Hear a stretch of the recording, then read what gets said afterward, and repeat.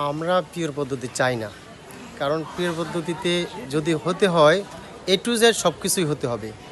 আপনার অফিস থেকে শুরু করে ইউপি বলেন, আপনার এই জেলা বলেন, উপজেলা বলেন, মহানগর বলেন, সিটি বলেন, সব কিছুতে সরকারি বেসরকারি আপনি যদি পিয়ার করতে চান এ টু জেড সরকারি বেসরকারি সব কিছু মিলিয়ে আপনাকে পিয়ার করতে হবে।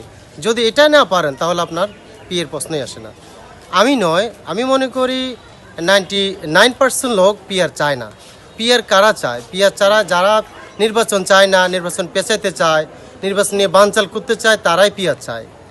পিয়ার যারা দেশে শান্তি বজায় রাখার জন্য, দেশের শৃঙ্খলা আসার জন্য তত্ত্বাবধায়ক সরকার দিয়ে সুষ্ঠু নির্বাচনের মাধ্যমে জনগণের সঠিক ভোটের মূল্যায়নের মাধ্যমে, সঠিক রায়ের মাধ্যমে যে সরকার নির্বাচিত হবে, ব্লাডের মাধ্যমে নির্বাচিত হয়ে সেই সরকার নির্বাচিত করবে, এটাই জনগণ চায়। পিয়ার তো আসলে আপনি যদি জিজ্ঞাসা করেন 90 জনে আপনাকে বলবে যে আমরা পিয়ার কী জিনিস সেটাই বুঝি না। তো যেটা জনগণ বুঝে না সেটা তো প্রশ্নই আসে না। আমরা পিয়ার পদ্ধতি করব, পিয়ার নির্বাচন করব, পিয়ার নির্বাচনের মধ্যে সরকার ক্ষমতা আসবে।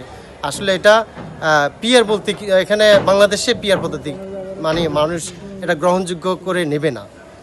পিয়ার তো করতে হলে এটা আপডেট হতে আর অনেক সময় লাগবে, সেটা মোটামুটি আমরা ইতিমধ্যে আর পারবো না।